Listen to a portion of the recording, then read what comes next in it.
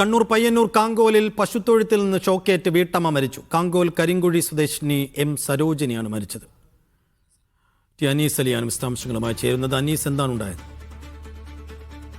കാങ്കോലിൽ ഇന്ന് ആണ് ഈ അപകടം ഉണ്ടായത്. പശുത്തൊഴുത്തിൽ നിന്ന് ഷോക്കേറ്റ് മരിക്കുകയായിരുന്നു.